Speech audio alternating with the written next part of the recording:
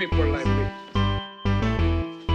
You need people like me so you can point your f***ing fingers and say, that's the bad guy. That's the bad guy. That's the bad guy. That's the bad guy. That's the bad guy.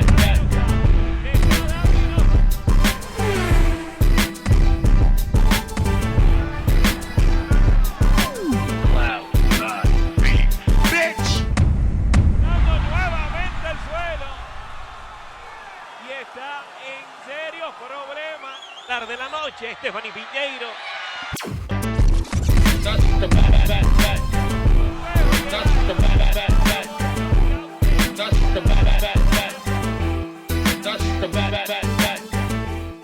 Welcome to the motherfucking relay. We're covering today's top boxing news. Okay, we'll start with this. On the heels of her first professional loss, Katie Taylor to Chantel Cameron, thank you for the opportunity. I look forward to the rematch. It's only a matter of time, I guess. Katie Taylor is too brave for her own good. Congratulations to Chantel on a fantastic performance, the always humble Taylor stated during her DAZN post-fight interview. Thank you for the opportunity to fight for your belts. I look forward to the rematch. For those not aware, Katie Taylor went into this fight with a rematch clause. Some people are complaining about that, though I don't know why. I think the result was fair, but so close, noted Hearn. There is, of course, a rematch clause. We'll be doing that fight again here in Dublin. We're going to speak to the team. Saturday night deserves and belongs to Chantel Cameron. She takes her position in boxing royalty. We will give her her respect. Katie Taylor remains the undisputed champion at lightweight. She can campaign there, but I know there will be only one thing on Katie's mind,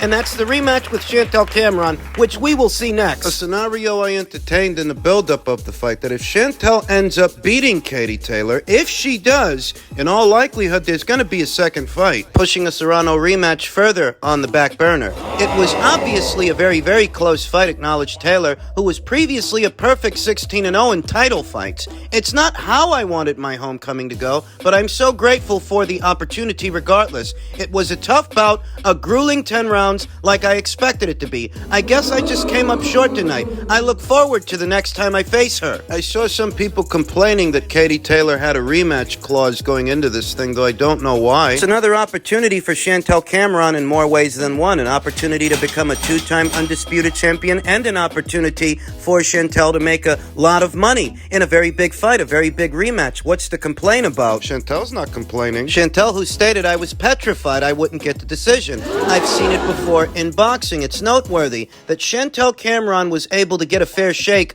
on the judges' scorecards. Even though she was the away fighter? She wasn't the A-side fighter. Katie was. That's why Katie calls the shots. That's why Katie has a rematch clause. Some people are complaining about that, though I don't know why. People with a grade school understanding of how these things work. Katie's the one that brings all the money to the table. The audience. What are you so bent out of shape over a rematch clause for? Chantel's not mad about it. Chantel seems to be relishing the opportunity to face Katie Taylor again down there at lightweight for Katie's belt. Chantel, who said, I was petrified, Cameron admitted during the DAZN post-fight interview. I've seen it before in boxing. It's happened to my team. I was petrified I wouldn't get the decision. Likely referencing what happened to Jack Catterall in Scotland when he fought Tosh Jailer. For those not aware, Jack Catterall and Chantel Cameron, they're part of the same stable. It's noteworthy that Chantel was able to get a fair shake, get a fair decision. Unlike Vasyl Lomachenko. Making it more apparent that you're likelier to get robbed on a PBC show, on a top-ranked show, than you are a Matchroom show. Even if it's against one of their cash cows, one of their A-side fighters, you'll get a fair shake at Matchroom. Not so much at the PBC, not so much at Top Rank. Chantel Cameron got a fair shake. Usyk got a fair shake. Yeah. It was a close fight, acknowledged Cameron. Katie is a great fighter. Pound for pound, the best woman boxer there is. I turned up for the occasion. The latest, according to Eddie Hearn, is that Katie will activate that rematch clause for an autumn rematch, an autumn showdown. I want to congratulate Katie and Chantel for showing us what boxing is all about, he said when speaking to DAZN in the aftermath. It was a fight that could have gone either way, but I think the result was right. Chantel got off to a fast start trying to pin down and corner Katie Taylor, stepping into her punches and walking her down. Katie Taylor on the fly, attempting to create space and pot shot Chantel from the outside, trying to walk her into a counter. She was falling just short of the mark doing that. It wasn't until she decided to stand her ground. Straight punches with Chantel, because in the pocket, Katie's got the faster hands of the two. I think that's what we saw in the second half of the fight. It's what I specified in the build-up. Mid-range to inside, Katie Taylor's combinations may be somewhat more monotonous than Chantel's, but she's still got the faster hands of the two. So if they trade punches at the same time, Katie's gonna get off first. Katie's gonna beat her to the punch, which she did in the second half. I was expecting a grueling fight, and that's what it was, Taylor said. Obviously, I came up short. I always love a challenge, and I'm looking forward to the rematch. Presumably at 135 pounds for Katie's belts. Some might argue that Katie is attempting to drain Chantel Cameron, not realizing that post-fight, it was Chantel herself that said she wants to fight for someone's belts. She's willing to go down to 135 to take Katie's from her. Were her own words. And you tell me, what other fight bigger than this one is out there for Chantel? Bigger than this one. It pays more than this one. What fight? This isn't how I wanted the homecoming to go, but I'm grateful that this event could sell out in a couple of minutes. And though the rematch is the only thing on Katie's mind, Hearn disappointed the champion Cameron by stating that it will likely be in the Irish capital again. There is a rematch clause, and we want to do it again in the autumn. There's only one thing on Katie's mind, and that's the rematch in Dublin. A-side calls the shots, and Katie Taylor still is the A-side. That's a whale of a fight in Ireland, perhaps more so than it would be in other areas, other territories. The rematch. Chantel will be challenging Katie for her belts now. Her belts at lightweight. If she falters in a rematch, we could be looking at a trilogy. Men's lightweight and super lightweight news on the heels of this weekend's controversial fight between Vasiliy Lomachenko and Devin Haney. Bill Haney stated, "I don't see where it would have been that close to be a rematch. This was a big fight, but it wasn't close." This guy been living under a rock since Saturday. If there were a rematch, right? If there were a second fight, I expect that it would be even bigger than the first one was, given the controversy. The controversy would fuel the attention that the rematch would get, though ultimately, there isn't going to be a rematch. And I already thought that ahead of the fight, whether Vasiliy Lomachenko won or Devin Haney won, there wouldn't be a second fight. There wouldn't be a rematch. Bill and Devin want to make off like bandits. That's what it is, in spite of how much money they could make running it back with Vasiliy Lomachenko. Bill says it wasn't close. Bill wants to play dumb, and he can do that. He can hold his index finger up to the sky and try to blot out the sun with it. Pretend it's not there. For him, it won't be. The problem is, the rest of us can still see it. The rest of us can still see it just fine. He can pretend that the fight... I mean, he's half right. It wasn't close. To a lot of people, it wasn't. To a lot of people, Vasiliy Lomachenko won that thing wide, not Devin Haney. And they've been letting it be known since Saturday. He can be disingenuous about it. So can his fans. Still in the minority. The majority of people that saw that fight and watched it live are of the opinion that Vasiliy Lomachenko won. Now, Paulie Malignaggi, who's never been a big fan of Devin Haney, imparted some rather interesting insights about the betting line during the fight. Before I get into it, in round 12 at DraftKings, if you were trying to pick Lomachenko to win the fight at the beginning of round 12, the odds were he was a 5-1 favorite. All right, at the beginning, the live betting at the beginning of round 12 for DraftKings was 5-1 for Lomachenko. So even the websites knew that how dominant Lomachenko was at that moment. Okay, at that moment he was 5-1. This is a guy that started the fight as a 2-1 underdog. He was a 5-1 favorite at the start of round 12 with the live betting. Okay, everyone knew what was up with this fight, and everyone knew that by that point in the fight, Devin Haney needed a miracle to win the fight. Okay, 5-1 to start round 12. Okay, so it's basically saying that while Vasiliy Lomachenko might have went into the fight the underdog, based on how the fight was going, round by round, he became the favorite to win. I always take anything Paulie Malignaggi says about Devin with a grain of salt, because it's always seemed to me like he's got an axe to grind with that kid. So what he had to say wasn't a professional annotation, No. a critique. He's talking about the betting line. What he had to say was a matter of fact, that during the fight, round by round, based on how things were going, public perception of the match was that Vasyl Lomachenko was winning and Devin would need a miracle. This addresses the disingenuous argument that the fight was so close and that it could have gone either way, or that somehow Devin was clearly winning. He was the clear winner. No. Not based on the betting lines. You know what Bill and Devin are going to do, and you know what their fans are going to do. They're going to play dumb and they're going to be in denial about it. Which is fine for them, but they're mistaken if they think the rest of the boxing world is going to play along with them. Paulie Malignaggi continued,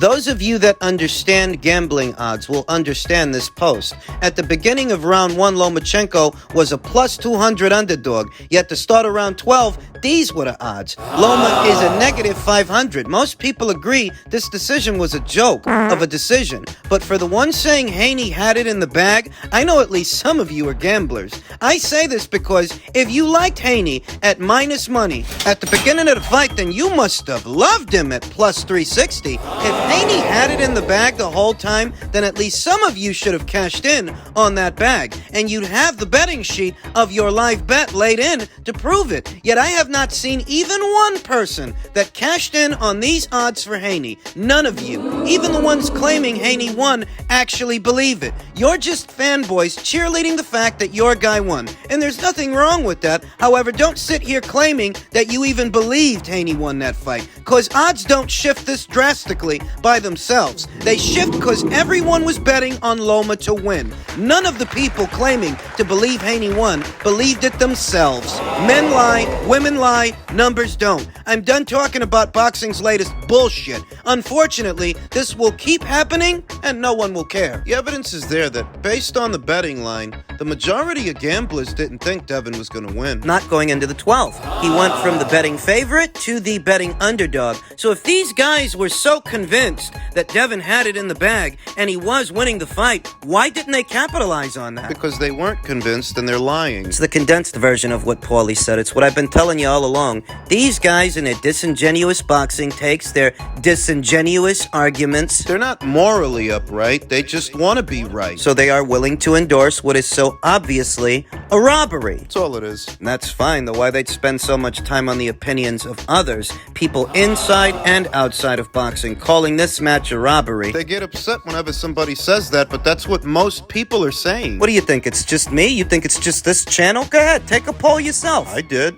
Took one on Twitter, took one here on YouTube, and the margins are about the same. Sample size poll of 700, sample size poll of close to 2,000. And over 70% of people that decided to vote, decided to participate, they feel Lomachenko won. Now you're going to tell me, who cares what they think? It's the judge's scorecard that matters. So what are you arguing for? The only thing that matters to you as an individual is how the judges scored it. Why are you spending so much time on other people's opinions? Perhaps it's because the majority of people feel that it was a robbery. Perhaps it's because it's harder to propagate your narrative, harder to propagate your lie. You can't ignore this many people. You can try, though. Most people agree it was a robbery. You don't, which means you're in the minority. Teofimo Lopez posted this to his social media saying, but Teofimo is a racist. Shaking my head, nah. Never that. I just know my business. You're welcome for the heads up weeks in advance. He feels vindicated, using this weekend's robbery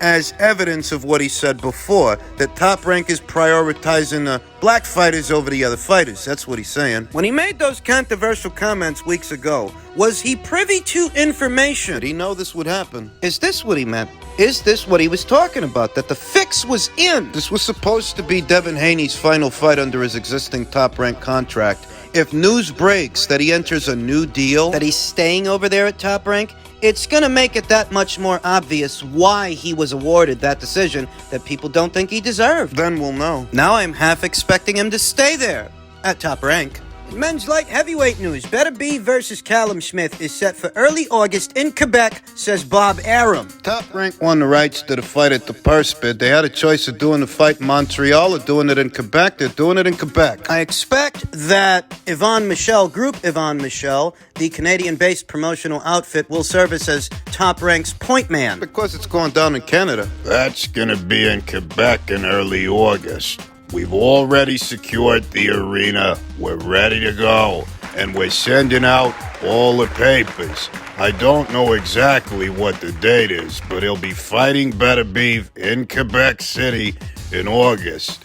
It's a tremendous fight, but I was always relieved that whoever won the purse bid, the fight would happen.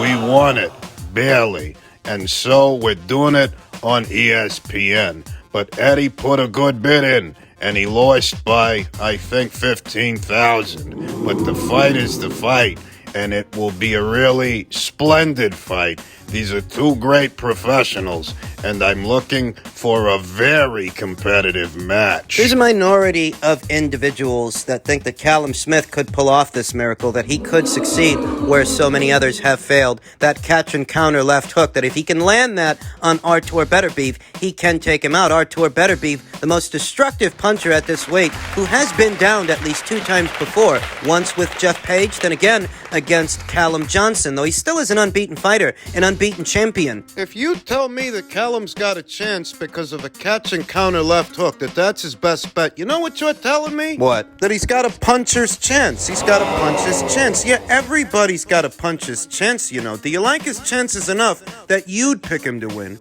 That you'd bet on him? I'm not even dismissing that. Callum is a strong puncher. This is a much better weight for him than super middleweight was. Boiling all the way down to 168 pounds with the frame that kid's got. I don't know how he did it for so long. Light heavyweight is much more accommodating to Callum, and he's much stronger and healthier there. And if he can land that punch, he could put a big dent in Artur. But he's going to come under heavy fire. But if you expect me to acknowledge Callum Smith's punching power, you must also acknowledge Artur's, the strongest finisher in this division, one of the strongest finishers in all of boxing. If Callum were to pull this miracle off, that would be a big win. A very big win for Matchroom. They'd have both light heavyweight champions. There are only 2 in a scenario like that. Callum would have 3 belts, and Dimitri would have the last one. The 4th one, I think in a scenario like that, Matchroom would do what they have to do to make the undisputed title fight between them. It would be the only fight to make at light heavyweight. Nothing else at the weight would compare. That's if Callum wins. If Callum loses, it's not looking like we're going to get a Dimitri Bivol versus Artur Beterbiev undisputed title fight based on the WBC's hardline stance. And so long as Dimitri is still with Matchroom, that further complicates things. Now, maybe if they were both on the same side of the street, That would take care of the promotional and network politics. then it'd be up to just one promoter to try and convince Mauricio Suleiman to ease up on that hardline stance against Russian fighters, because it's pretty fucking pointless. It's already fucking pointless. The only 2 champions at this weight are both Russian. What the hell are you doing? What's the future of Artur Beterbiev look like if he beats Callum Smith but the Bivol fight don't materialize? I remember hearing at least once or twice that Artur is playing with the idea of moving up to cruiserweight. The jump from light heavyweight to cruiserweight is a pretty broad jump, a pretty broad leap. It's an extra 25 pounds. Those guys up there at cruiserweight, at least some of them, those are just heavyweights on a diet. Artur's 38 years old. In the event that he never fights Dimitri and he decides to go up there, decides to go up to cruiserweight, does he have what it takes to make it? Does he stay at light heavyweight and take care of his next mandatory challenger? Questions that need answers.